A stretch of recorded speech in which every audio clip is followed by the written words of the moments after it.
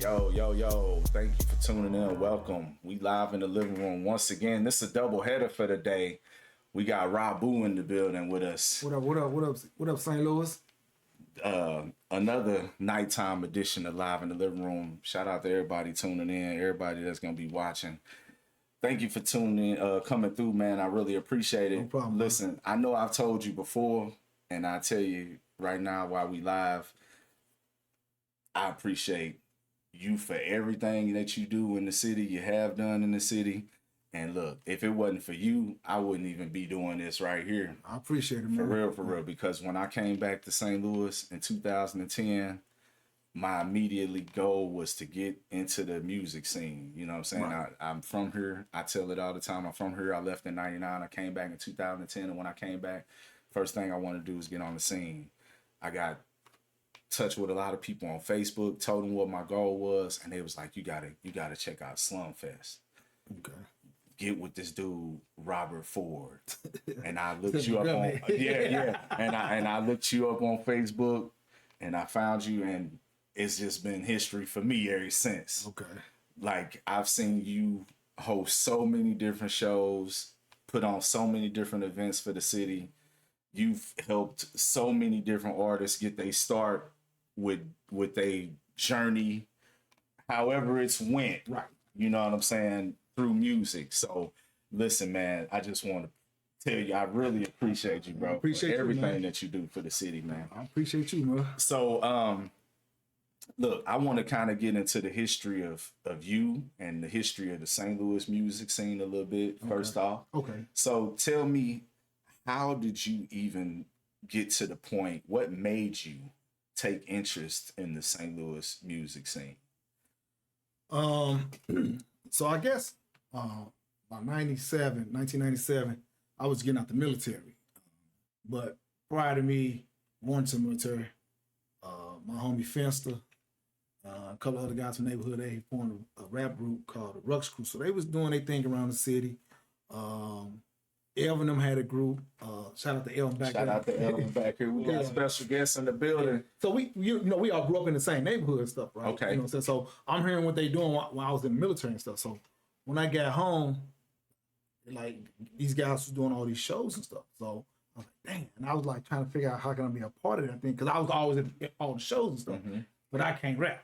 Right. You know what I'm saying? Yeah. So I can't rap. But what happened was Finster and Charlie Chan was doing this Monday night hip hop spot at the High Point. Shout out to Charlie Chan. That's my dog. And the guy who was running that situation was a dude named Haran, and he had this rap group called Fat Trash. So he was doing the Monday night. So Finster was hosting, Charlie was DJ. So Charlie would bring in like other DJs like Boogie Corleone and Rich Money and all them. So that was all the Monday night stuff. So originally, I think my brother was supposed to be hosting with Finster, but I don't know why that didn't work or whatever. So one day Finster's up there, and I'm kind of quick on my feet with, coming up with stuff on my mind. So I just jumped up on the stage. I just jumped up there. Right. I just start engaging with the audience, and like people start laughing and shit. Right? It was like I'm no comedian, but I kind of be quick on my toes and stuff. Right. So Finster's like, man, whatever you just did, do that next week. So we just start doing that more and more. And we start coming up with little routines, how we address the crowd and stuff like that. So what happened was Haran left, and he like basically put that Monday night in our hand.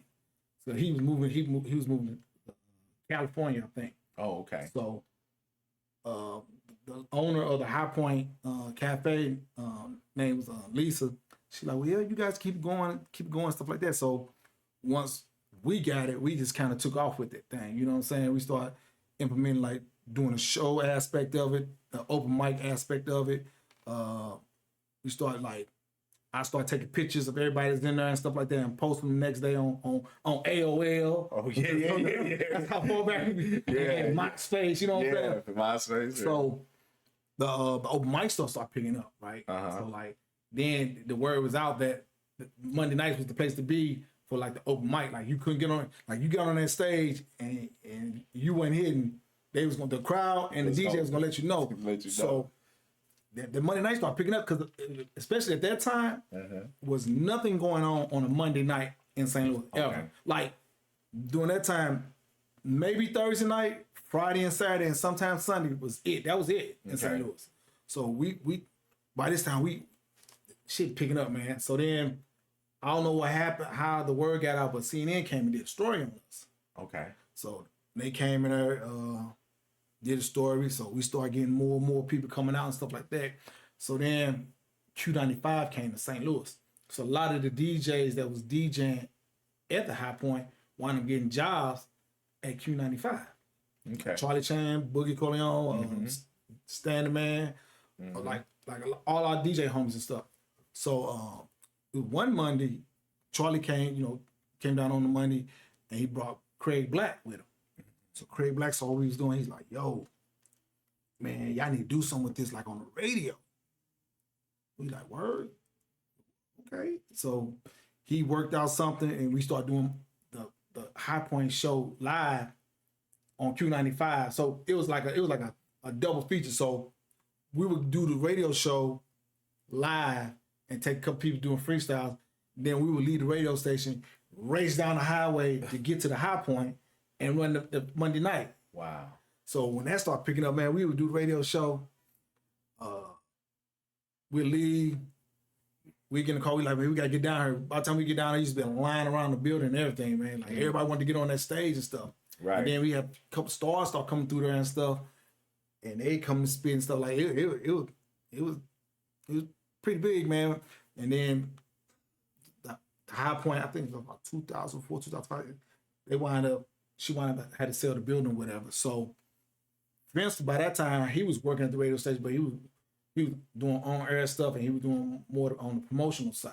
Okay. So I was like, I need to figure out what my next move was as far as keep something like this up, right?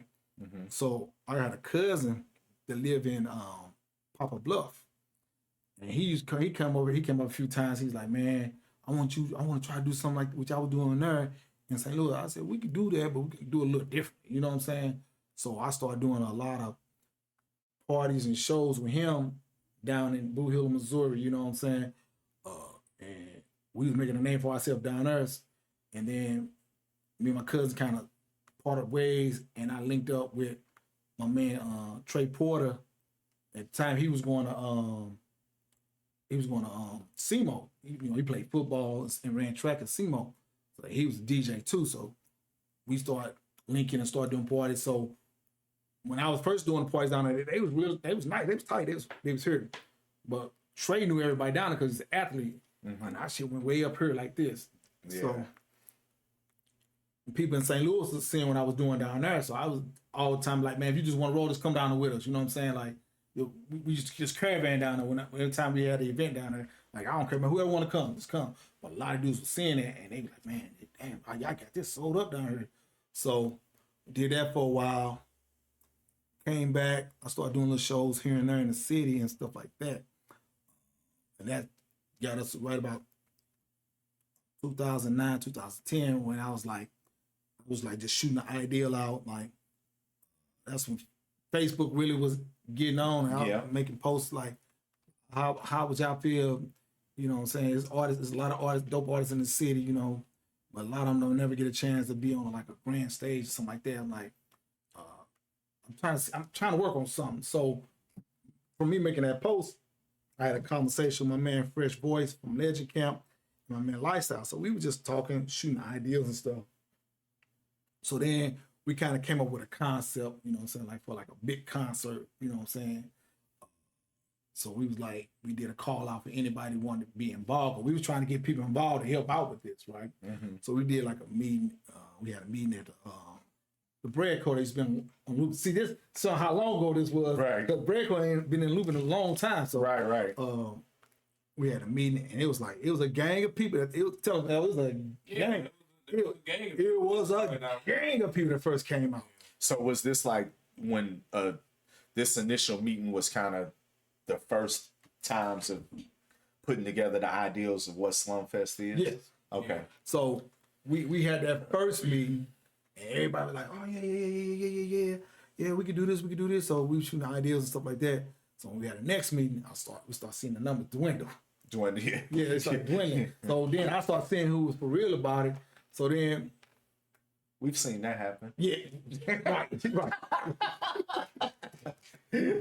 Right. Okay. But by the third time, we kind of had our core. Okay. You know, we kind of had our core. So what y'all would say? Y'all started off with like 50 people. It was about 50 at that meeting. Yeah, it's started off that about approximately about that many people, and then I remember when I really came on board. By that time, I think it was a strong 15 of us Okay. on that on the initial first year of Slum Fest, Mm-hmm. which man, it was amazing because I was probably the least known in that room Yeah. of all the people, so it was like really a who's who of St. Louis, you know, like artists and influencers before the term influencer Was a thing. was Right. a thing. Yeah. So, you know, like I was just happy to be in there because I'm like, man, I don't even know what my part is about to be, but I was just happy to be a part of the whole organization and how it came together. So, Right. And that was a good thing about it too, because what we did was we didn't try to let nobody do anything they couldn't handle. We like play the people's strengths. You know what I'm saying? So we try to play the people's strengths and stuff like that. So naturally, after doing it a couple of years, what people their knowledge of how to do stuff, you know, elevated. You know what I'm saying? Right. So like Elvin said, he was more knowledgeable about a lot of stuff back then, but by year 2, year 3, he probably had a lot more of the game where he'd be like, well, let's try this, or let's, you know what I'm saying, he can be more influential in the decision making of what we was gonna do, stuff like that. Right, You know what I'm right. saying? So that was the thing we wanted to make sure that everybody was there. We played on their strengths and stuff like that. And my strength was like basically like the promotion aspect of it and getting people together. You know what I'm saying? That was John Harrington, that was his strength too.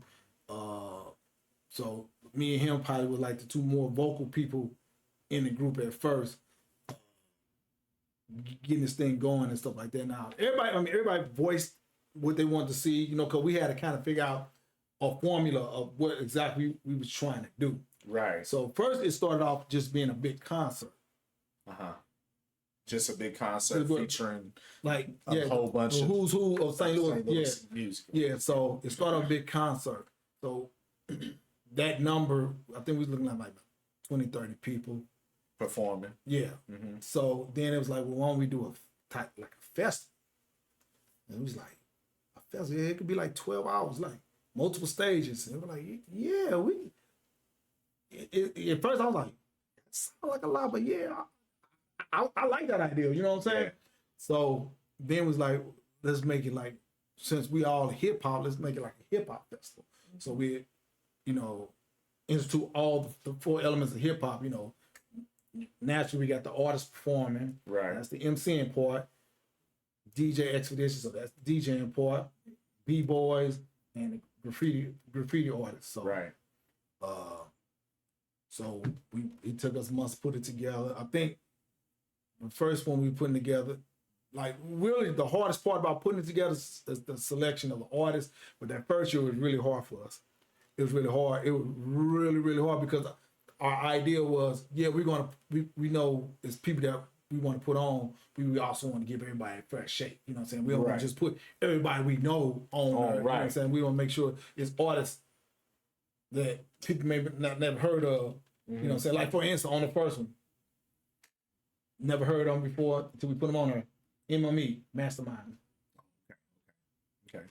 Got them on there. You know, got their crew on there and stuff like that. Right. And you know, from there, you know what it was from there. Right. Yeah, so we wanted to make sure we was trying to have a balance. You know what I'm saying? Known artists, maybe artists that's bubbling, you know what I'm saying? Right. So, and that's basically been our core our ideology, that we want to give everybody the same, you know what I'm saying, opportunity. So Right. Okay.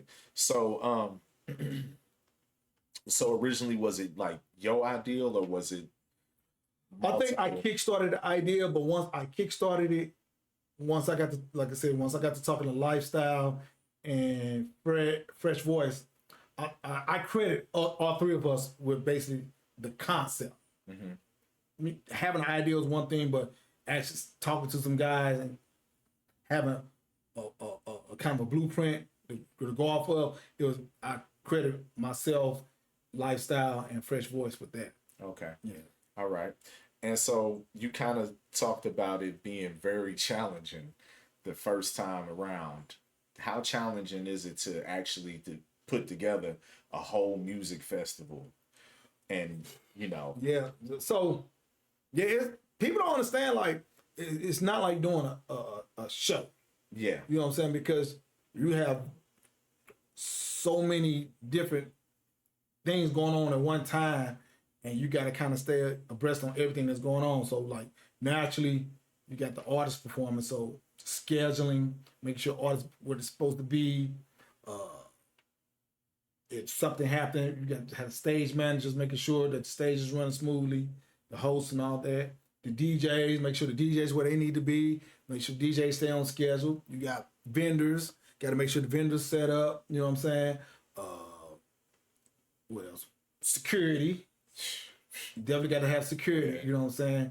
And then just the fact that if the Slump Fest 12 hours, we basically working 20 hours a day because we there early in the morning getting set up. getting set up and everything. And then we got to break down. Yeah. Yeah, after you got to break it all down. Yeah, so it's always a long day for us, but I don't mind it because I like the product. You know what I'm saying? I like what becomes of the hard work. You know what I'm saying? Right. So I never had an issue with the day as far as the hours. So I'm a worker anyway, so it didn't bother me. So Right, but just all the leading up to the day. Yeah. That's the big. and then that's another thing too, because there's a lot of stuff you gotta do and going forth with before you even get to the festival. You know what I'm saying? Like especially like the selection of artists. You know what I'm saying? Because everybody to submit, we'd have to listen to all their music. Right. That's what I was going to ask you about next. Like, what was the early process for selecting artists? Some of the artists that we already knew, we didn't necessarily have to listen to their music because we already knew. Some of those other artists we had to listen to their music because I think it was for us. It was a lot of the emerging artists that we didn't know on the scene, like the Mastermind. I think we also had Made Monarchs. That whole clique of artists that they were doing, and like from that point on, we were just listening to it. So that really started in the early part of the organization of the festival. So I would say about January and February, we would really be trying to get that music in at that time. So we had almost like 4 or 5 months to start listening to. We had so much music, right? Right. Yeah. So, what was the first year that Slumfest kicked off and had the first one? 2010. 2010, right when I came back. Okay. All right. And so you said basically the early process, you knew who the artist was, like some artists. Well, some artists, like the first one, we kind of handpicked a few artists, you know what I'm saying? Because they had already been doing shows and people already knew who they were. Right. So it would be like kind of redundant to listen to their music if you already know what they can do. Right. It was just the other submissions and stuff like that. But that next year, we started listening to more music, and then by the third year, everybody had to be like we listen to everybody's music. You know what I'm saying? Like everybody, and like I said, it takes months to do that because we'll sit in a room and we'll go through each individual registration and listen. We'll go check their videos out, see if they got any live performances, stuff like that. And then sometimes we'll vote on. Sometimes they might be on the bubble. Like, all right, we'll put them on this list and come back and revisit that. Let's go to them. You know what I'm saying? They used to take months because it takes months because for one, everybody got lives. Yeah. So everybody, families, work, all stuff like that. So we had to find the time to do all this stuff. Right. So we was committing our weekends, our off days, facts, to do this stuff. And then the hours when you off. You know what I'm saying? Right. So when you was listening to the music, was it like everybody that was on the committee was all together listening to each submission? Oh yeah. Yes. Every well, I think we did meetings every bi-weekly. We did meet about Yeah, so we were doing meetings bi-weekly and listening to artists' music. I think it was maybe about 45 seconds or so, that we would skip, so to the next track. Okay. Ooh, that's Well, yeah. Oh, it was hard Right. because I mean, there was a lot of bumping heads. Like we had people on our board who are fans of music like myself. So like I Right. What he may besides like, being a part right. of What he may like, I might not like. So when we vote, I might say, nah, I wasn't feeling it. And then, if somebody was feeling it, then you have to get into the, well, why do you feel it? What is it about this music that you feel? Right. That's another aspect of the registration process too. Yeah. You know what I'm saying? Because sometimes we be deadlocked on the artist, and then we have to re-listen. And then sometimes people votes change up. Okay, well now I gave it a second listen, and then I'm gonna vote this way, or now I listen to it. You know what I'm saying? A lot of times with me, besides the lyricism, it was just the production aspect of it. Like if somebody sent some music and they was trying to register for a festival and they sent some unmastered music, it was automatically a no for me, because I'm like, if you didn't care enough to send me something that's mastered, send us something that's mastered, you don't care enough. I don't feel like you care enough about our product. Right. You know what I'm saying? So I just, you know what I'm saying? And then a lot of times it was some cats, they was right there, but they weren't kind of ready. And I never been the one that when put anybody on the stage to embarrass yourself. And I used to have these conversations. I like calling, hey man, listen, you didn't quite make it, but you right there, just kind of work on a little bit more. Like it's been cats, I didn't say that one year, and the next year they've been on, and it's been on ever since after that. Yeah. You know what I'm saying? Yeah. Because they listened and they worked on it, you know what I'm saying? They didn't take offense to it. They took the constructive criticism. Right. Now they can't take I can't even talk constructive criticism. Yeah. I just walk away like I'm not. I would say Slumfest was the springboard for when Rob and Fences actually started doing the freshman class, because those people who didn't make it, right, then there was opportunities that were coming up. Facts. And so they had their show, the freshman class series, and I think John and his brother, they had, shows they were doing at the time at Cicero's. So between that, there was multiple avenues of, like If you don't make it here, You can- it's still, and then that's still another way to get you a look. That way, when Slumfest came around the next year, people know what you can do. People see what you've done. You know what I'm saying? And it's like a pharmacist almost in a sense. Right. So, especially like with the freshman class, you know what I'm saying? Because like we put a lot of people on the freshman class. It's kind of went from here to here. You know what I'm saying? Nah, facts. Yeah. So Like I'm one of them. facts. Look at I'm one of them. Riley B one of them. Right. I mean, it's Like, a lot of it's like a who's who. Like it's like a who's who. And then y'all guys sometimes get into the battle like who had the best class and stuff Chris like. Grimes one of them. I don't get off and talk that who had the best class. I just look at it like who did what out of the best class. But looking at it though, a lot of us out of our class is doing some spectacular shit. I know what I'm saying. It was you. It was Riley B, Chris Grimes. Allen Gates. Was Allen Gates in that? Yeah. Yep. Allen Gates. Prophet, David Manning, and 3/5. 3/5, and also wasn't DJ Williams a part of that freshman class or no? Ox Pippen. He sure was. Yeah, Shout out to that brother. yeah. So yeah. He a fisherman now. I mean, Yeah, there's been some, man. We put together some, like, I remember the first class we put together. It was no knock on nobody other class, but like we had that freshman class when we had Domino Effect, DJ Nico, Trixie, T Dub, Bodine, Sticky Bun. No, Bodine was on another one. Oh, was he on another one? Sticky Banbucci. Who else was on that mug? Doughboy.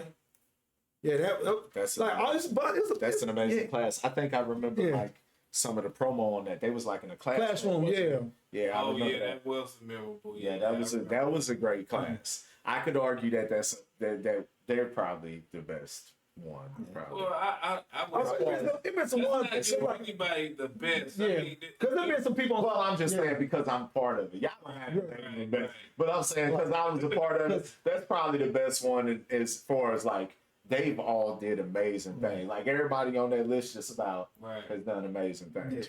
I personally, I think anybody that got to those points could have been any one of them because I think, you know, between Rob and Fencer, they did such a good job at, you know, presenting things to us as a whole, as a collective, that, you know, it made, you know, making those selections a little easier because we're like, well, we can look at this freshman class list and who out of these people can be on Slumfest. And then you automatically got a few, maybe. Right, Yeah. right. So like, and it gave them an opportunity to, you know, like get shows under their belt because you know the last thing that we wanted at Slumfest is just to have a bunch of new up and coming artists every year. Like we want people. We wanted the balance. We wanted the veterans. We wanted the new people. We wanted some journeymen in there, right? So, you know, having it mixed up like that brought a bunch of diversity. You know, like, you know, you can just look at the Slumfest roster over those years. I think one of the greater years was the one where we had the pyramid. Okay. Where That's what was it down at where it's Dotsac now, but it was Plush. Yeah. Yeah, and that year, I think, you know, I think it got people upset because they saw the pyramid and they saw, well, hold up. They was thinking it was a a rank. hierarchy. They thought it was a hierarchy thing. Oh, Yeah. God. Amy was just being creative with the flyer. She's been creative with the flyer, Yeah. but people feel like, well, why they name it at the top? Like, man, we're not doing this, bro. It's not like that. Like, Yeah. you know, That's- good old St. Louis, man. Listen, why they gotta be over me? All right, so over the years we was talking about like the selection process for Slumfest. Has it changed very much? Like now you got a much wider catalog of artists that you know are reputable. So how Well, much has to change? How much? I think we still probably gonna stick to the same formula with the registration and all that stuff like that and the selection. We already know that since we done done it a while, it's kind of like we know when we need to start doing that, and I think our area is a little bit more refined when it comes to listening to music and stuff like that. Right. And we listen to each other, respect each other. Like we might not feel what somebody said, but we respect. You know what I'm saying? Like their opinion on why this person or why not this person. You know what I'm saying? So and like I said, we vote on it. So you know, after the vote, if it's a majority vote one way or the other, that's what it's gonna be. That's what it's gonna be. Yeah. All right, so I would say, I mean, real quick, I want to interject. go ahead. I think one of the things, like moving forward, and I'm not going to speak for everybody on the board because we haven't officially made these things, but I think, you know, in the world of social media, right, so we do and will be looking and paying attention to a lot more of those things because people tend now to get attraction through other forms of just not just their music, right? So, I mean, we want people to be ambassadors here in St. Louis. So when they step outside of St. Louis, they're ready. You know, like Right. between us all on this board, there's over 300 plus years of experience. So, you know, like when these artists are coming and they're talking to us, a lot of times I like to remain nameless so I can talk to people to engage I them. think y'all on- send them my way. Yeah, well, they do Man, throw Rob way. Because let's listen, my inbox every day, like He is the face of it. He don't want to be, but you are the man, face. listen, every day, like before you even came back, like I'm sorry, man, I didn't mean to No, cut you off. Yeah. It's Go like ahead, explain. so like the when the COVID thing happened and it was nothing happening for a while, like after COVID happened and stuff like that, we was trying to figure out how to get Slumfest started. For one thing, it was hard, you know what I'm saying, because venue wise, you know what I'm saying, we need Right. a venue that can accommodate what we was doing. And at the time, a lot of venues still were closed and stuff like that. So first year after COVID went by, second year we still couldn't, you know what I'm saying? Then, you know, life happened, like during COVID, like four of our members on the board had babies. Okay. You know what I'm saying? So, you know, you're a family man first. You got to commit to Right. family first before Right. you can do anything else. You know what I'm saying? So you got that. It's hard finding, you know what I'm saying? And then it's hard to get, you know what I'm saying? Everybody got their own thing going on because like when COVID happened, people had to figure out some other stuff. You know what I'm Right, saying? right. So you committed to that stuff. When the world's opening back up, you still kind of committed into that and you still in that mode. So it was kind of hard to always try to get, like, I was like, hey man, you guys want to meet? let's have meetings. Sometimes we couldn't get everybody in the same room at the same time. Man. Right. It was just one of those things, man. You know what I'm saying? So for a minute, you know, it was stagnating. You know, we had to try to figure it out. You know what I'm saying? So we will always revisit. So what do you guys think about meeting? What do you guys think about trying to? Yeah, I would say like the conversations about bringing back Slumfest actually started probably 2.5 years ago, really. And I remember, you know, Rob was reaching out, and you know, we kept having these discussions. I'm like, yeah, I'm all aboard. Right. But you know, I was also writing and doing other, you know, Right. other little things on the scene, you know. So, like he said, life continued to happen. So, you know, and that with the logistics of finding the actual perfect venue for Slumfest, because I mean, we do have multiple stages, right? So that presents a challenge for us, you know, trying to do the festival and restart it, right? So I think now, you know, we're in this good space here that we can actually start focusing on these things. And, you know, like right now, like getting on this podcast and, you know, and doing these type of things with people and being more engaging. Right. So, you know, we'll definitely be hitting the streets in the old school fashion, but also with the new. So, you know, expect to see a lot of us in a lot more places, a lot more visibility, you know, moving forward. So these are just the expectations I think we've set for that we're looking for the new challenges with Slumfest. Yeah. So just before he started, you was talking about social media. Right. So do you what kind of plan do you have to utilize social media that maybe y'all didn't implement in the past? Well, I mean, I would hope, you know, the aspiration is that we try to, you know, get more video for, you know, more videos of things up for people. Like You know, just archives of videos of shows, stuff Right. like that. Yeah, I seen Instagram Slumfest page had like a moment in time. I just seen a post earlier today, and it was Yeah. like a memory sort yeah, of thing. yeah. So I mean, you know, we're excited. You know, like we getting, you know, we want people to, you know, get excited about it too. Like, hey, remember this? Remember this? What happened at this year? And Right. you know, like I have my memories, plenty of them. You know, some of them more funnier than others. Right.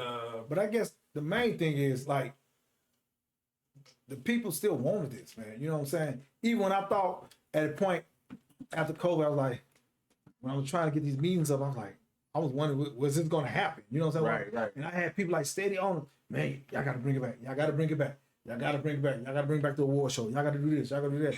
I said, yeah, we working, we trying. You know, we got some things, some obstacles we got to, you know, work through and try to get everybody on aboard. You know what I'm saying? I said, we definitely want to do it. You know what I'm saying? Just got to get the right situation that's going to benefit us Right. to do it. You know what I'm saying? Because like I said, stuff happened after COVID and people's lives, for the most part, changed up. You know what I'm saying?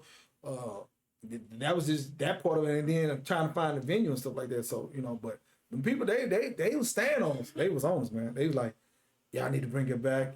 They like my inbox, like, dude, like, man, I heard y'all did Slumfest. I'm trying to get on. So I'm like, well, we haven't done it in a couple of years, bro. Like, it, you know what I'm saying? We even out of town people. And like, they still just yeah. okay. So once we was kind of like, we gonna try to do this again. You know what I'm saying? That's when we had another situation presented itself about Slumfest. So we was, you know. So what, man?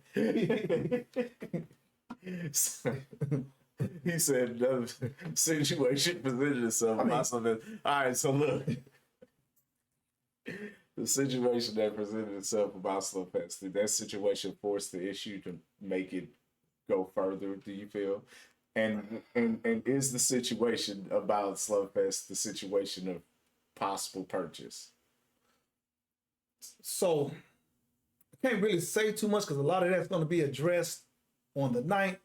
What I can say is that situation, we was already talking, but it kind of, I'm not gonna lie, it kind of, Forced the issue. it ain't forced, it kind of energized us. Kind of made you pull the trigger. Like, Yeah, you know what I'm saying? We was already like, thinking. well, we was thinking like, well, if we're not gonna do anything, maybe we can, let's see what this situation is gonna be like. Okay. You know what I'm saying? Because we already talked about, well, we was talking about maybe we can, maybe we can't. You know, we was teetering on the possibility of coming back.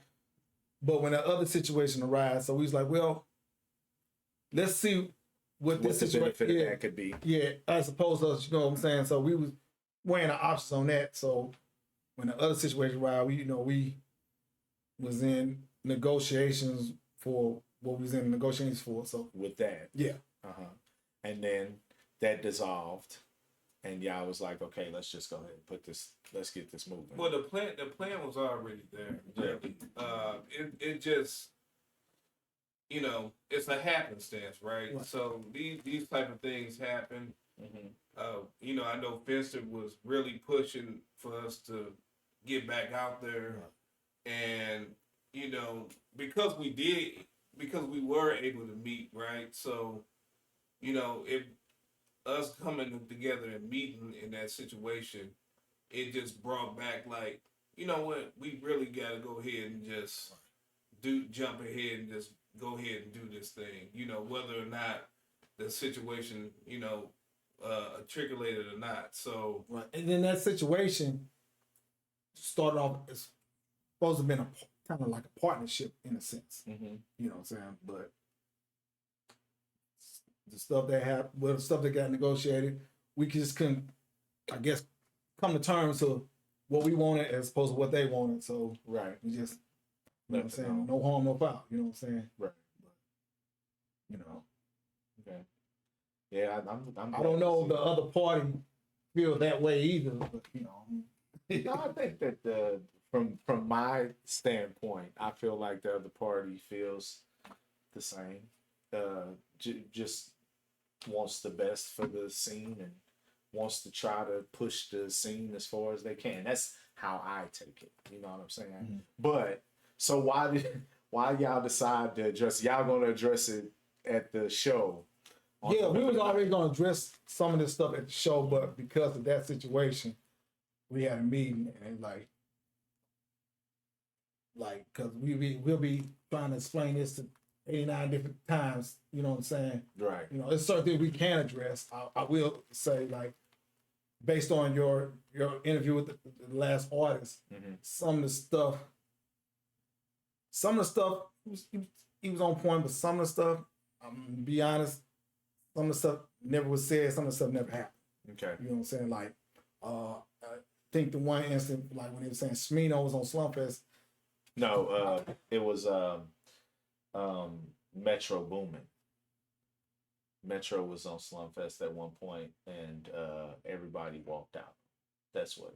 No, Metro was never a part of Slumfest. Okay, well, I wish Metro Boomin would have been a part I think of it was Slumfest. That's what he. I believe that's what he said. It was Smino. Smino. Okay, it was Smino. Okay. Yeah, Okay. that never happened. Right. Okay. That never happened. When I heard it, I was like, when it? So I'm make phone call was I asleep when it happened? I don't. That never happened. Yeah, so basically, to our knowledge, if Smino was ever there, he was not there officially by our records, by our documentation. So, if he was in... He was never booked, so it ain't to say that he might have performed with somebody. Right. He was never booked because when I'm hearing that he made his own flyer and all that, I'm like, that never happened. That never happened. So I just wanted to clear that up, you know what I'm saying? Because we got some calls on that one too. I was like, yeah, that I don't recall that, you know what I'm saying? Okay. I did kind of take offense to the one part of that interview when they were speaking about the negotiation about the buyout or whatever. What was said was, why would I buy something that has no value? That I just figured, if it has no value, why even get in cahoots with the situation? You know what I'm saying? I took offense to it because I'm like, no value, but that's not even what the negotiation was all about, the value of our situation. You know what I'm saying? So I don't know if that was a dig at us or what. You know what I'm saying? I ain't gonna lie, I took more offense to it. Some of my board members, people, we talked about it, but I was like, yeah, I did take offense to it because Slumfest is our baby. You know what I'm saying? So, well, you just say it don't have no value. And like, well, if it didn't have no value, why even bother? Right. You know right. what I'm saying? So I want to say that. I want to be on record saying that. So Yeah. Well, and I like I'm quite sure that it wasn't meant that way, but hey, I can only speak from what I recollect and what I've watched the interview back. You know what I'm saying, and things like that. And the reason why I thought it was Metro Boomin is because he said something about Metro Boomin having like more of a fan base in Chicago, like Chicago was fucking with him more. that or was something Smino. like that. Okay, Smino, yeah. Okay. Yeah, Smino, he moved to Chicago. Yeah. But with what I seen when I watched it back on the part of the not having value, I think that might have been misconstrued from your the way you took it. I don't think he meant it that way when I watched it back. But again, everybody, you know what I'm saying, Slumfest is y'all baby. And I feel like he kinda tried to make that very clear that he understands this is y'all. It's not even just art. Right. So I'll just be right to the point, right? Mm-hmm. Like most of the people on the Slumfest board were artists, with the exception of Rob. Like, like I came from a group and I managed a group, and then I did I've had my hand. I used to work at a record store at Vintage Vinyl years ago. Oh yeah. So I dealt with a lot of artists on a different level and a different spectrum than most of the people that were on the board. So I've always been to that point of helping artists even before my own group, right? Because I worked in a music store. So I think for us the most important thing was building this community, and when we all came together, like that was the most important thing, like centering St. Louis hip hop. Like there had not been a platform like this, like that was incubating and giving the city attention. I think at some point, I don't know what hip hop magazine mentioned St. Louis, but Slumfest was mentioned as one of those important complex. Okay. So yeah, I think that was in 2011 and 2012, right around the same time that RFT, labeled us the best music festival in St. Louis. So like we got things that makes it credible for why this thing is so important. So it was never, one artist is never the most important thing. It's the culture. Like I think some of the biggest things, and shout out, I go back to Ox Pimpin'. Like we had an issue with him one year where people perform. Like he didn't get all the people that he wanted to perform. Or come see him perform, right? Mm-hmm. Because we had all these things going on simultaneously. We had an MC battle. We would have the B-boy battle. So these things kind of, show why Slumfest was important, because people were coming to actually see these different elements, not just the artists. So but also with him saying that, we also try to do a good job of like, if something don't work out for you, we try to circle back around and put you in another position, a situation. You know what I'm saying? Like I had Ox host a couple of shows with me. I put Ox on shows. Ox needed help with stuff, I help him with stuff. You know what I'm saying? Like it's never like we don't never want nobody to feel like they've been slighted, because anything that happened, it's not that we doing this on purpose. It's just how stuff just happened. You know what I'm saying? When you perform it, it's gonna probably be something else going on another stage. Right. That's just what it is. You know what I'm saying? And I think for a lot of people in St. Louis, they probably hadn't seen a festival like that, right? So, seeing these things, that can be a hard pill to swallow.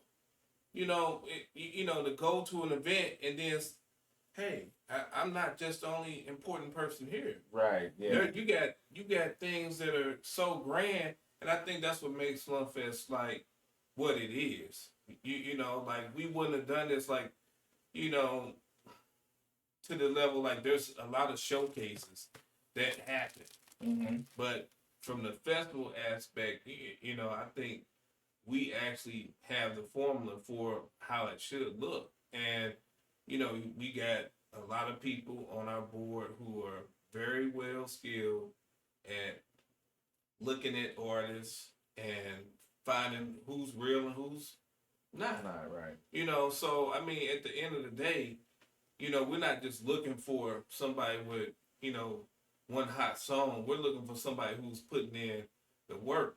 Kind of like these guys in these streets, right? You got to put in some work. Right. So if you're not putting in any work, which means that you don't have any lyrics, or you don't have any stage presence, or you can come talk with him. You can come talk with Fester.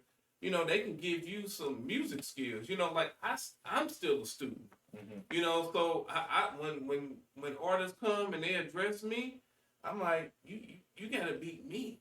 Right. And then another thing is we try to make these artists knowledgeable about festivals. Like a lot of festivals around the country, you have to pay to register and to get on the festival. Like Right, we don't, right. we might have a registration fee like $10, but that's because we running a website and stuff like that. We trying to Right. get everything electronically so we can keep a database and stuff like that. But for the most part, we don't charge nobody to be on the festival. But if you go to like these others, like any other city in this country, and you have festivals like this, a lot of times they charge these artists to be on these festivals. Yeah. And people don't understand. Like a lot of times, sometimes I'm not gonna say a lot of artists. I'm gonna say it's a percentage of artists don't understand it, because sometimes I get it as an artist. You got to make sure nobody trying to get you, and you got to make sure you looking out for yourself. I understand that. Well, yeah. And sometimes artists come into it and they don't realize how expensive it is to be an artist. Period. Right. Oh yeah. And that's a thing that they learn as they go on. And we actually, it looks like we had Nando in the chat, and he said, I thought it had value, that's why I wanted to buy it, but y'all got it. So I mean, like that's the way I took it. I took it as he felt like it had value, and he felt like it was a very prestigious thing, and that's why he wanted to be a part of it. That's what I took of it. So that he clears it up in the chat on his end, and that's just the way I took it. So, that's why I made a post saying I feel like we need a mediator in ways, because I feel like sometimes the wires can get, signals can get crossed. Well, that happens all the time. Yeah, it happens all the time, and me personally, I want whatever's gonna be best for the fucking city to blow up, because everybody's gonna have better opportunities, and I want to see everybody from the pioneers to the newcomers win. You know what I'm saying? Because I feel like we got so much talent. We were talking about that before we went live. I feel like what we do in the city is just as comparable to everything nationwide. Right. It's just we don't really have the eyes on it for whatever reason. I feel like we had it. We got a kind of a spotlight on us, but I feel like we always kind of get the spotlight on us for the wrong reason. I want to address that, right? So St. Louis has always been a musical city. Mm-hmm. When we go back, I mean, let's really go back, like Miles Davis. Yeah, go back. Miles Davis is from this region, right? Mm-hmm. We had Rapper Delight was the first rap song played in the United States. It was played in East St. Louis. East St. Louis, right? Jim Gates played it. Right. DJ Needles on fire. Mm-hmm. Right. So I mean, with that, then we had Ike and Tina Turner. And Nelly. Who eventually blew up. That really, opened the doorway for a lot of St. Louis artists. So I think in the tradition of just the music, whether people respect us or not, we're here. And I want to give a shout out to that battle scene too, because that doesn't get mentioned a lot. Like Averb, Hitman Holla, and those guys who really, because I think people look at St. Louis like we didn't have lyricism here. And they show it Right. for sure. And I mean, you can see it with T Dub's tenacity right now. So, you know, Oh, yeah. shout out to those, you know, Yeah. to all those brothers who, you know, were going and stumping in these other cities and putting it down, because I don't think they really want to come to St. Louis like that and see, you know, what that entails. Not Right. on some, you know, street crazy stuff, but just on the level of like artistry. You know, like this city is really dope. It's just real quick. I'm not trying to cut you off, but Go as ahead. far as battle rap goes, St. Louis battle rap is a fucking shit show right now, and it's because it's too much fighting amongst themselves. Like with the St. Louis battle rappers, like I feel like everybody outside of St. Louis looking at St. Louis battle rap looks at that shit like it's a fucking joke, and that's because of what I see on social media. Just a month and a half, 2 months ago, you had Averb and Hitman Holla going back and forth at each other, talking about boxing, talking about all kind of crazy ass shit on Twitter. If you ain't, you know, it's really they active on Twitter. So, and then just what I see with, you know, the actual, because I feel like Verb and Hitman Holla, they St. Louis battle rappers, but they're the fuck out of here, right? They ain't here no more. They're out of here. So like what I see from the local scene, it's just a whole bunch of local guys fighting each other over like being the best of the city, and it's really not necessarily about that. Well, we don't have to address that in that, you know, like the competition is not even amongst people in St. Louis, right? As an artist, so to that, I would tell any artist like that's not even the concern. You should be focused on making the best possible music that you can put out. Mm-hmm. You know, I think when we show solidarity and we stand, and that's what our goal is with Slump Fest for the last 15 years that we've been doing. You know, being a brand, right? So, you know, showing this St. Louis solidarity. You know, so it's gonna be hard pressed for somebody to say to me personally that I'm that person that doesn't like an artist. So you know, like when people address that, I'm like, that's not even a conversation worth having. I'm like, just go look at my credibility and go look at my page and look at any of these guys' pages, and I think you will see that there's no hate. Sometimes it's just we don't hear things too. So y'all don't hear the things, right? Because you hear it all. man, people used to come at me like I was holding their destiny in my hand. Like I was straight up getting threats. Like people in my inbox, I'm like, Nah, for a minute it was getting kind of crazy. yeah, it was like dudes like really threatening me. I'm like, man, come on, dog. Because before I did any of this stuff, I used to run these Southside streets, and I know people calm it down, bro. This just music. Like y'all, if y'all that serious about what y'all say I'm not doing or what we not doing, then be that serious about doing your music. You know what I'm saying? Like these guys, like man, like talk crazy, and that's like, man, if you don't like what we doing, do your own thing. Do your own thing. But, you know what? I don't want to do that. I think people do that to Rob, right? Because Rob has a passion for it. You know, I've noticed that over the years. If Rob wasn't as passionate as he was, a lot of these guys wouldn't have got the opportunities. Right. You know, because of his love for you know, these artists and understanding where they coming from.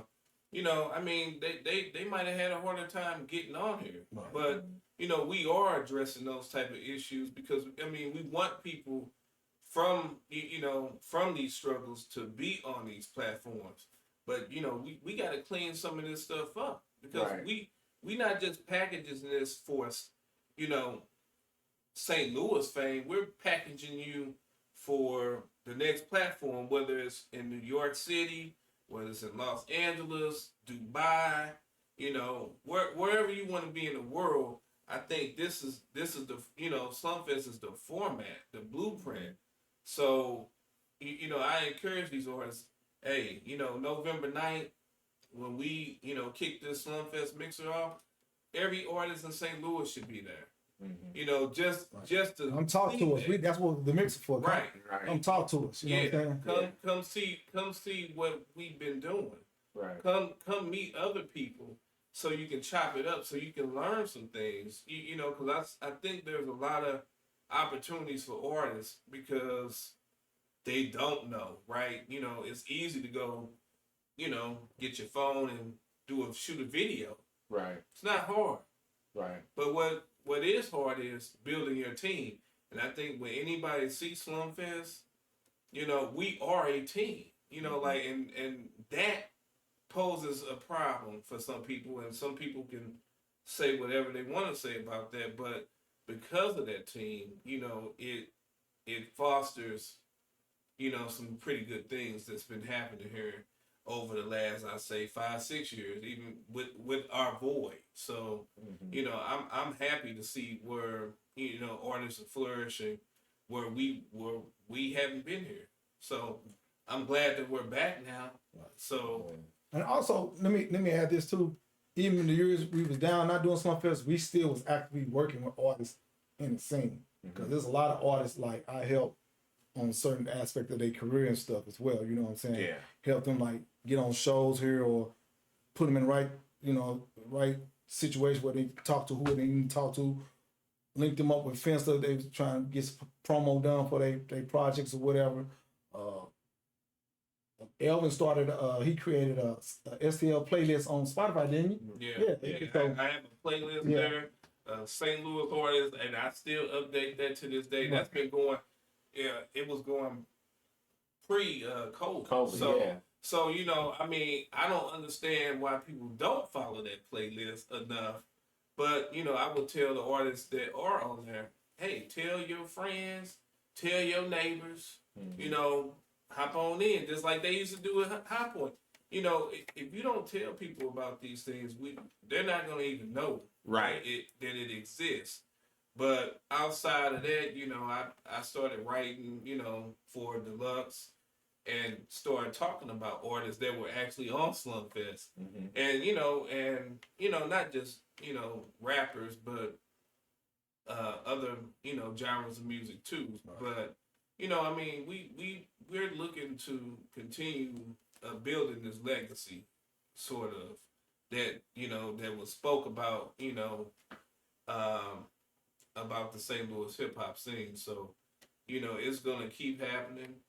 You know, I hope that, you know, I'm a great grandfather of somebody that's on this scene or whatever. Right. You know, like, and that's not my goal, but at the same time, you know, if my great grandson or somebody is rapping and they see that, I'm happy. You know, so and I'm happy for a lot of artists that have been able to flourish in that time. So shout out to them. You know, it's all respect and all love.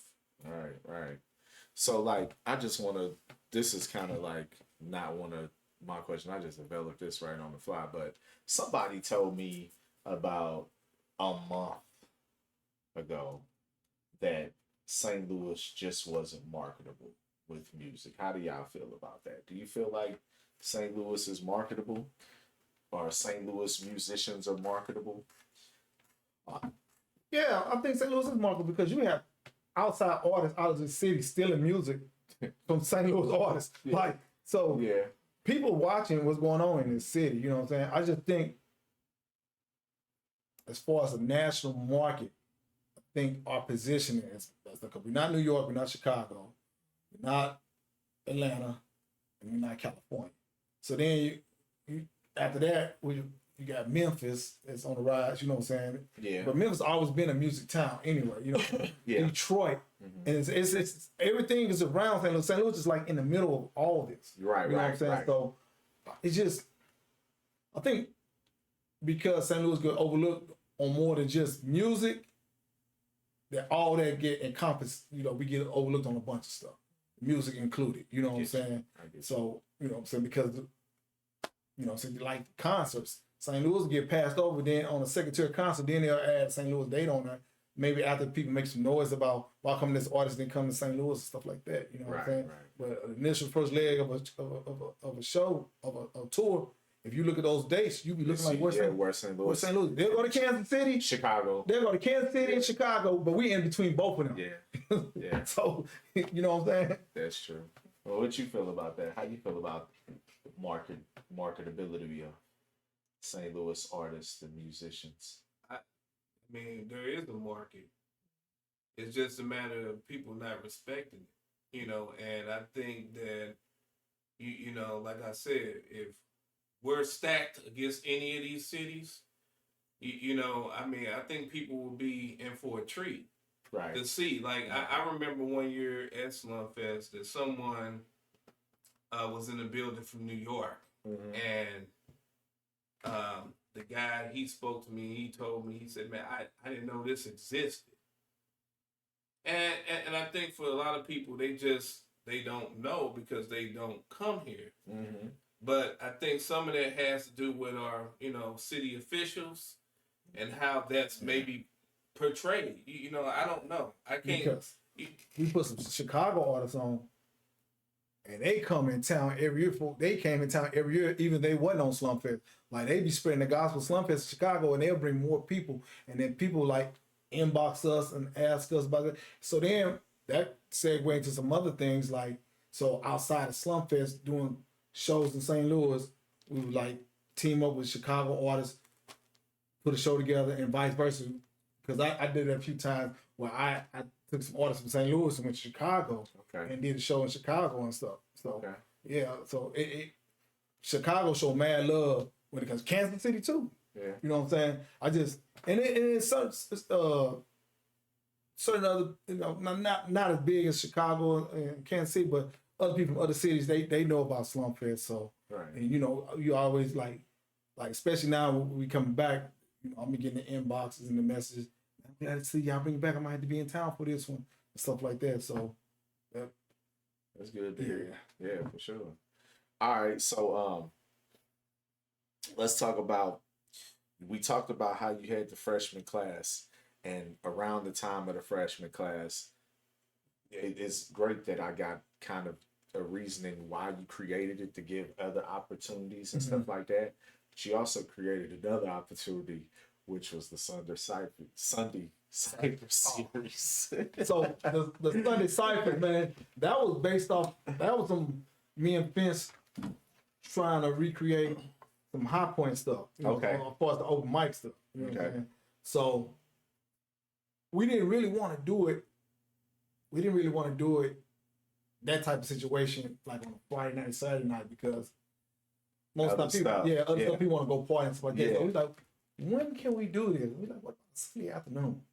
So before I co-owned Blank Space and I even worked at Blank Space, I was doing a lot of shows at Blank Space. So I had confidence like, I want to try to do something on a Sunday afternoon. And he was like, go for it. So we started doing the ciphers, and next you know, like the Sunday ciphers, cats was coming to the Sunday cipher like, you spit the cipher and you ain't giving them bars, you gonna get the chicken. So that was my next question. Whose idea was it? That was Spencer. Come up with the chicken. That was Spencer. Cause like, so with the High Point, if you was spitting and your bar was whack, the DJ starts scratching chugga chugga chugga chugga. Then he had this he always drops the track chugga chugga chugga. You do not belong here, you damn crackhead. Go smoke your crack else from the PJs. So when you hear that, you gotta get off. You gotta get off the mic. So this one, Smitty would sometimes do that, but then he'd drop something else, and then the music just stop, and then you hear that, and then the chicken drop in front of you. Yeah. And the chicken name was Bars, so like right. You gotta go. You gotta get back in line, bro. So basically, it was just was it like just because of giving more opportunity again, or what was? So how did that even? We used that in a couple of ways. It was lyrical exercise for MCs. Mm-hmm. So a lot of times dudes come up there, they was working on their bars and stuff and their delivery, and you know what I'm saying, they use that as a way like practice. Right. You know what I'm saying?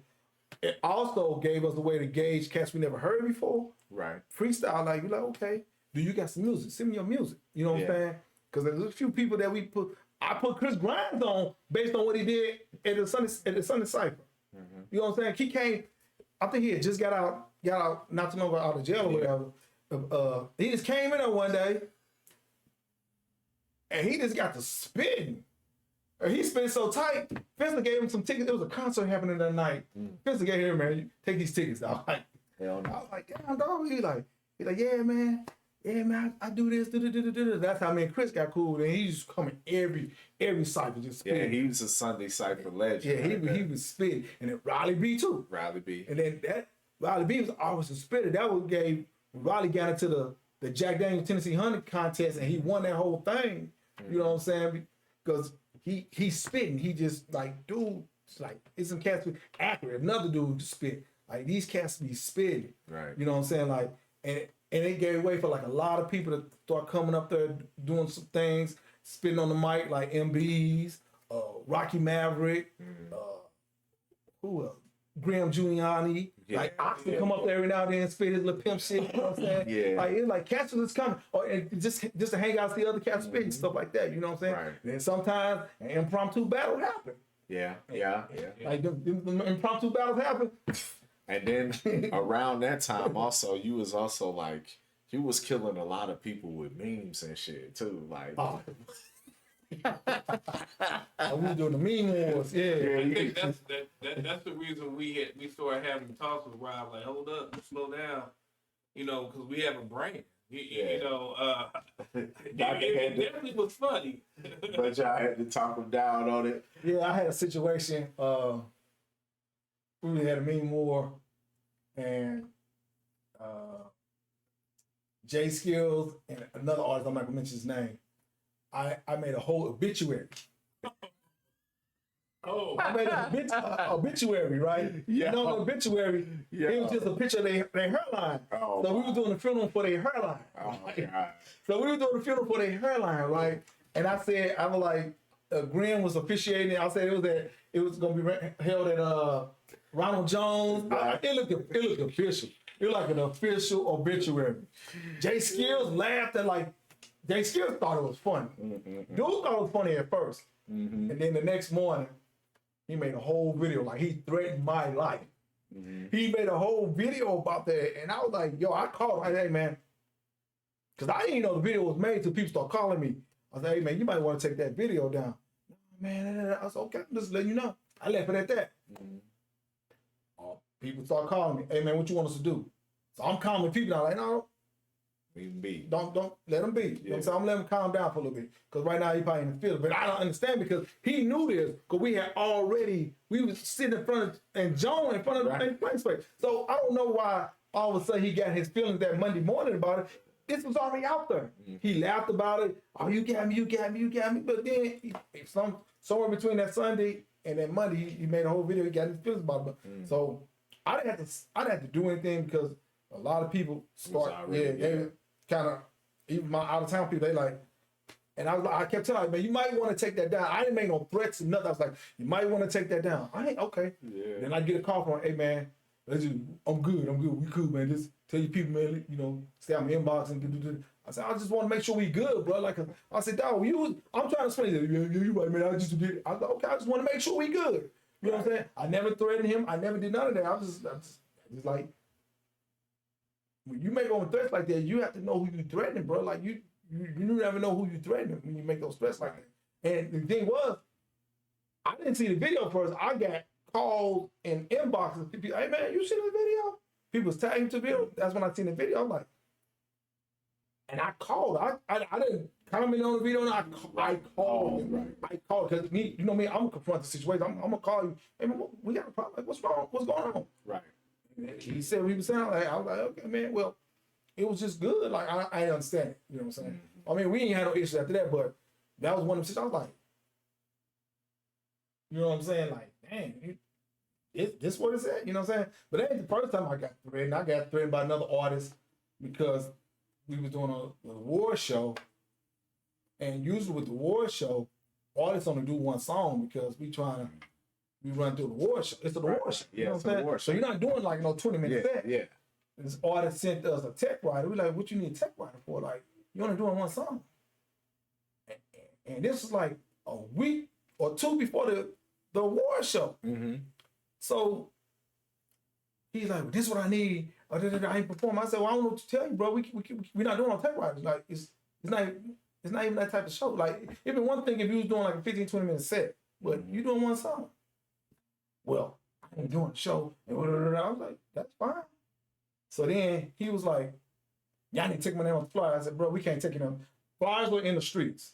Flyers were online. Right. We about a week out. That's not gonna happen. Yeah, no. So he just kept being honest about it. So I said, okay, so on online flyer, I just put an X in there. I couldn't take it off. I couldn't redo it. I didn't even have the file on because what happened was my laptop died on me. So that file that I made the flyer with, I couldn't do nothing with it. I said, I can do this. All I can do, I put an X in there. I try to cover it up. He got mad about that, so he threatened me. And I was like, dude, y'all gotta stop with all these online threats, man. Like, you know what I'm saying? Then he threatened me. I seen him at the show. He didn't have that energy. I'm just leaving it. He didn't have that energy. Yeah. I have it. He didn't have that energy, so I left it alone. You know what I'm saying? Yeah. I try not to, like, when people threaten me, I don't want to be like, yeah, they talking shit because this is St. Louis. I'm gonna take a threat serious. You know what I'm saying? I'm gonna always take a threat serious, but I'm gonna gauge it too. You know what I'm saying? Nice. I'm gonna see how viable the threat is. You know what I'm saying? And then if I know they people, I'm gonna holler at they people. Like, hey, man, you know, like your man's kind of was, you know, I'm gonna holler at him. And then like, cause when that person threatened me, like his people like, yo, man, he don't mean nothing by it. I said, well, he keep making all these posts, bro. Like if he don't mean nothing by why he keep making all these posts, like. I'm not. I can't take that. I can't take that. You know what I'm saying? I got people that depend on me, so I'm not gonna be out here thinking that, oh, it ain't nothing, and he might be actually on that. You know what I'm saying? So about the music. Yeah, nah, it ain't that deep. It's not that deep. You know what I'm saying? That deep. Go to the Sunday Cypher session to brush up on your skills. All right, so Blank Space era and the Blank Fest, man. Blank Fest was pretty much that was me and Kave. Okay. Yeah, so it was that wasn't a hip hop fest. That was just a music festival. Right. So we did hip hop. We did a little rock. We had some rock bands there. We had some R&B singers. We poets. We just music in general, creators in general. You know what I'm saying? Yeah, right. It was pretty dope. We just I don't know why we couldn't get it off again. I guess because what happened was by that time I went from being a manager to general manager to co-owner. So a lot of my time, as far as trying to put events together, got sucked up in my responsibility at Blank Space. So, you know what I'm saying? And Kave, he's always busy. So it was kind of hard to like get another Blank Fest going. You know what I'm saying? But I mean, I thoroughly enjoyed because we did it 2 days. We did a Friday night session and then we did a Saturday session. You know what I'm saying? And, like a lot of people performed with bands and stuff. That's when I guess Kave first was introduced. Bass had created her band, The Strangers, and she really wanted Kave. So Kave, I said, check him out. And he fell in love with them. You know, he fell in love. Yeah, the band pretty dope. So and Blank Fest was also a spot where I was able to get my start with the video game. Yeah. Because we had the Mortal Kombat set up upstairs. And we was trying to get a tournament, but it was a lot going on that day. But we still had fun up there, and I had an amazing time. It was a great experience for me. I was able to meet a lot of people. The network was started. There was a lot of dope artists and musicians there too. You know, it was a really dope experience. But sadly, you just announced Blank Spaces. What is it done for? Yeah, it's done. R.I.P. to Blank Space. Yeah, man. Yeah, that post I made, man, it took me about a week to make that post, man, because like I know Spade made his post. I mean, it had a damn good run. Like a lot of the good stuff that happened in St. Louis have a good run. Like High Point had his run. You know what I'm saying?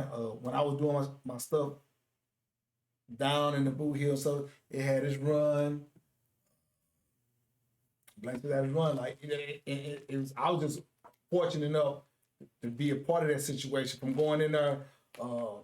Like I said, Mastermind suggested it to me because they was doing events down. Him and me was doing events down there and stuff. And I think Rail and they did their first Vibes event down there.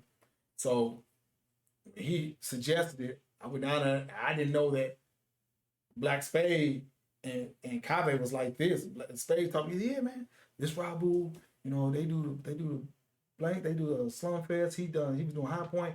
He's like, I said, yeah. So I was looking for a spot to start doing events. And he's like, well, man, holler at me. You know what I'm saying? So I started doing shows down there. I was doing a lot of my freshman class shows. we were doing the ciphers down there. So first I was doing it, and then Kave like how I do business. You know what I'm saying? Because when I do, you seen it. When I'm hands on with every aspect of the show. So I'm always at the door, make sure the door good, stage good, music good, DJ good. I take care of business. If I'm you on ever my been business. to a show that he is part of and responsible for in any means, he is all over the place. He might be back there making drinks for you at one Right. point, and then he at the door. He all over the place, just like you said. It was a few times like so the nights where Kave had the manager. Like one time Kave like he had I think he had an emergency. Like you think you can take care of this stuff? I said yeah, I got it. You know, I'll make sure everything good and stuff like that. You know what I'm saying? Right. Make sure the sound man good and stuff like that. So then after that, Kave's like, you ever bartend? I said, never. He said, man, you think about bartending? I said, put another notch on my belt. Yeah, sure, why not? So I started first bartending. I got thrown right into the fire. The first time I ever bartended was at Cinco de Mayo. Oh, nah. So this is like Nah. This is like 2014 or 15. Like right into the fire. But because I'm a taskmaster, like I like the challenge of being busy, man. Because I'll be like I multitask, so I'm handling it. I'm on it. You know what I'm saying? Right. You show me how to do something one time, it's committed to memory. So I'm making drinks. But Cinco de Mayo more so. We got the margaritas. We already pre-batched the margaritas, beer, stuff like that. So then they start asking me. I started doing bartender / working the door. So I would do stuff at the Blank Space, and at the time, Kaveh and them, they had on 2017 was this gold record now. I would do door stuff down there and stuff too. You know what I'm saying? Then when I started bartending, I was bartending in both spots and stuff. So it got to the point where I was just basically running the show. Like Kaveh didn't have to show up. Like I was just running the show. So somehow or another, I became the manager, the bar manager. So then I'm running the bar, and then I'm booking events. They were like, hell, you might as well be general manager. Fine, put that on my bill. So then after that, I'm booking, I'm running, I'm bar manager. I get back there and bartend. If I gotta get on the door, I work the door. If I get down and pat people down, I'm doing everything. I'm like, I'm handling business because this is a business. You know what I'm saying? You know, so. And it was like nothing to me. Like it was like once you do it a few times, it come natural. Clockwork, like clockwork, bro. Yeah. All right. So we was talking about freshman class earlier, and how that's just a prestigious thing for so many artists. So many artists came through there and went on to have amazing careers as well as through Slumfest. But freshman class, you now have passed the reins to Frost Money. Right. What was it that made you pass the reins off to Frost Money, and do you think it's in good hands now that he's taking it over? So the reason what happened was I wanted to stay alive because I hadn't done one in a minute. I wanted to stay alive, but I knew that my biased ears, because I wasn't out there actively seeking artists anymore, you know, because I was full on with Blank Space, so I couldn't commit to going out and listening to going to different spots. You know what I'm saying? I just couldn't do it. You know what I'm saying? So I was going and looking and seeing who was doing what as far as with newer artists and who's plugged in with newer artists and stuff. And Frost plugged in with newer artists, so I gave him a call. Me and him talked about it, and I was like, man, you know, I've been, you know, so I was looking and seeing who I could put, you know, who I can pass this to, you know what I'm saying? I said, and you know, it makes sense for me to try to pass it to you. So he had paused. He's like, man, I just appreciate you. I said, man, I was like, dude, like, it makes sense because you're plugged in with them younger artists and stuff. You know what I'm saying? Right. So why not? Why not you? You know what I'm saying? Right. Why not you? You know what I'm saying? I don't have no qualms about putting it in your hands because I know you're going to continue to do shows and you putting the artists on anyway. So it just made sense to me. You know what I'm saying? Okay. So the first one he did, I did it with him. It was like my exit out. So it was like a joint venture with me, him, and Rab, and we put it together, and it was pretty dope. Cause I think the one I did before that was the one I actually had you host. Yeah. Cause 17. Yeah, 17. And that one was a little bit funny. It was a little bit weird for me because one of the artists we put on Cold Case, you remember He got killed. he got killed. Yeah. And me and him and he had me amped for him to be on it. Yeah. And me and him was just going back and forth, just conversing online and on the phone and stuff. And then I was online and they said RIP. I was like, yo, what's going on? Somebody hit me up. Eastside Easy hit me up like, yeah, man, they got a boy, man. I said, what the fuck happened? Like I just literally talked to him. And that's how fast shit be happening, man. Yeah. And I went into that, like, I dedicated that show to him. Right. And I just felt funny doing this. I don't know why I just couldn't. It was like a cloud, not over the event, but it was kind of over me because I felt bad. Because that dude was really fucking nice. You know what I'm saying? Yeah. He was highly anticipated at that show. Right. Yeah. And I was like, it was like, I don't know if y'all knew my mood that night. I was like, No, I could tell. yeah, I could tell it you. was on me. It was on me. It was on me Yeah, kind of hard. I was like, man, dude didn't even get his chance because he was amped. Like he was so amped to be on the show, man. And it was like, damn. So, like I said, when I passed to Frost, like he wanted to probably bring one more person on. So that's when he brought Rab on. So we were sitting down piecing the show together. So we did that one. It was pretty damn dope. You know what I'm saying? Pretty damn dope night. You know what I'm saying? We had Retro on there. We quite a few motherfuckers on there. So then that was my way of explaining to people that this is my outro for this, but I put it in their hands. You know what I'm saying? And it's on Frost now. Frost, yeah, I'm like, this is you, bro. You know what I'm saying? So I think Frost ran to that next year. He ran to an issue of finding a venue to do it in. So he didn't do it that next year. But then this following year, it came up. He was able to do it. He was having problems like trying to team up with Rab because by that time Rab was busy with the Nando situation. So it was hard for him to always get Rab. Yeah. You know, it's kind of hard. So he had kind of put another team together, which I think he probably got a pretty dope team he put together. He got a good team. Yeah, so got Rocky Maverick, got Cash Flow, and Lewis Confliction. Yeah, so I think he got a good team of people who. And Lewis been doing it there. Definitely with Lewis on there, cause Lewis is a damn good host. Lewis been around for a minute. You know what I'm saying? Lewis host. He got the bars at the. He do like what every third or every last Sunday of the month at the Drink House. Okay. So I've been meaning to try to get there, but you know what I'm saying, when he started doing it, I got hurt at work. So, I was down for a minute. But my Sundays be so jammed up now, I was just like, Lewis know, I've been wanting to get down there and check him out though. Yeah, I think they got a good squad together as far as, looking for talent. Because I know I'm pretty familiar with all the artists, like Cash Flow and I wanted Rocky to be, especially. And they just did that freshman class this past Saturday. I wanted to be there so bad, man, but I had obligations at another event. Yeah, I had obligations for interviews, so I definitely wanted to be there. But I seen a lot of footage. I actually was watching some footage from it on my review show Sunday night. Okay. And I did also hear that there was a slight conflict between Big Lou. Yeah, I heard that. You know what? I started to ask what happened, but I left it alone. Oh, man. I left it alone. Yeah, it's so funny. It's so funny. I didn't, because usually if something like that happened, I reach out. It wasn't a big deal. Yeah. It was made more of a big deal than it was. Whoever the dude is swung on Big Lou and only hit him in his beard. That's what he Why told you me. want to swing with that big motherfucker?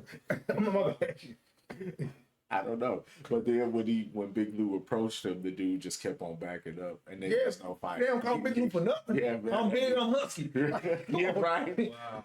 I heard a story, man. When that dude was in school, they say he monkey slammed somebody. Like they say he slammed shit out somebody. Dog. I could believe it, man. I was like, yeah. He said he been big his whole life, so yeah. I could believe it.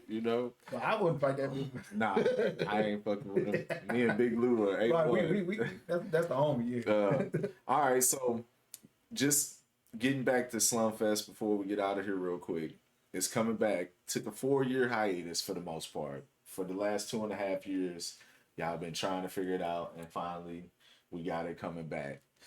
Tell us about it, where it's gonna be, what's the details? So this show is coming up November 9th. It's gonna be at the Red Flag. Doors at 7. This is like reintroduction of Slumfest. For those who know what Slumfest is, for those who don't know what Slumfest is, this is a formal reintroduction of Slumfest. And then it's also a way for us to talk with the people that's going to be in house about what we've been doing for the last couple of years, why it took us so long to get back, some new stuff we're going to implement with Slumfest moving forward in 2025 and beyond. Okay. So This is pretty much what we're gonna be doing for 2024. We're gonna have the Slumfest mixer, and then we're gonna be looking out for what's to come in 2025. yeah, we bring Slumfest back. Definitely, the festival definitely come back in 2025. So Okay. And then like who all we got performing? Is it gonna be performances this week? yes. So we I got know we got T-Dub-O on there. Shauna B, Riley B, Shout out to my boy Riley B. Revenge of the Nerds. I never heard of Revenge. That's Red Riddles, Damon, and Supreme Soul. Okay. They got, Okay. On there it's Rotten, Okay. but it's Revenge of the Revenge of Nerds. Nerds. I got you. ROTN. Yeah. Okay. Kyle Calhoun, Alan Gates. Sound like yeah. I seen the Allen Gates. West End crew, Yeah, I seen the Allen Shout Gates. out to those. I love those brothers. Tree Villa. Treeville. Yeah, Tree Villa. That's like they in the same camp with Domino Effect. Uh-huh. So who else is on there? Bodine, Shout out to Tazy, Cook Crack, Shout out to Cook Crack. I gotta reschedule the interview with Cook Frost Crack. Money on there. He on there. He performing. Yeah, he's actually? performing. Okay. Mastermind. Okay. All right. Yeah, you got some. I'm not missing some people I can't think of here right I now. feel like that's crazy packed bill right there already. Though. But I think the thing most people need to be aware of is that we want people to come out and have fun And talk with us. You yeah, know what I'm saying? talk with us. I mean, you know, like this is an open invitation, you know, to like what's about to happen in the Slumfest Right. verse. So So, there's a lot of, I wouldn't say misinformation, but it's a lot of information that people may not know about how to get on Slumfest and stuff like that. And it's be their time to learn like the registration process and stuff like that. You know what I'm saying? Also, if they start asking about the award show, we can't probably get too much into like the award show, where we can explain a little bit. We can get not into fine detail, but we can kind of, you know what I'm saying, anything that's dealing with Slumfest, you know what I'm saying? And also, it's a good way for you people to come out to just network. Right. You know what I'm saying? Network. Because again, it's not just gonna be about the artists, but we're gonna have some B-boys in there. We got DJ exhibition. We got some things up our sleeve for this show. So yeah, we have some community organizations that will be coming out. that's enough that we get more involved with the community. Right. So Okay. Yeah. So Okay. I mean those are really important things because I think they tie into what we're what we've always been trying to do, which is touch base with the artists, but also the community. Right. So we want artists to be aware of that too in their community. People rap about a lot of things, but we want the community organizations behind it because they support it, and guess what? That will actually hopefully bring some new things and some new additions. Just trying to build new relationships in this city so that people don't see the hip hop scene as this thing that's frowned upon or it's just music or stuff like that. Like right. we're committed to like being a part of the community and helping out the community. So we want to make sure that we're putting getting our hands involved with some of these community organizations and stuff like that. So Well, I mean, we was doing a little bit of that, but we want to I was gonna say like towards the end of or before the hiatus, should I say? I feel like we were seeing that type of thing starting to play out more. I mean, like for me, in a way, and it's not necessarily directly Slumfest, but I guess like you being a part of it and your blank space involvement and then what they've done over there with Love Park, Love Bank and everything like that. Yeah. I feel like, you kind of responsible for that in a way. Like, not necessarily responsible, but I had a hand. you had a hand in it. You know what I'm saying? So I feel like those things was something that was happening beforehand. And I'm glad to hear that it's something that y'all really looking forward to doing in the future. So before you get out of here, man, you got to sign the plate for me like everybody does. Okay. Wherever you can find a space. And it's a marker right there in that Ray-Ban box, whatever color you want to pick. But yeah, man, I'm definitely looking forward to see what's to come in the future with Slumfest. Like I said, if it wasn't for Slumfest, I wouldn't be doing what I'm doing right now. You know what I'm saying? If it wasn't for somebody saying, hey, this is what you should look at, and me actually taking the initiative to figure out the way to get myself into it, I wouldn't be doing what I'm doing right now. And there it is, y'all. Look, Rabu. Don't call him Rabo. Robot. Don't call him. Don't call me Boo. Don't call him Boo, y'all. Man, love, man. I really appreciate you coming through. I also appreciate you coming through, being a special guest, man. We're going to get out of here for the night, y'all. Until the next time, peace. Peace.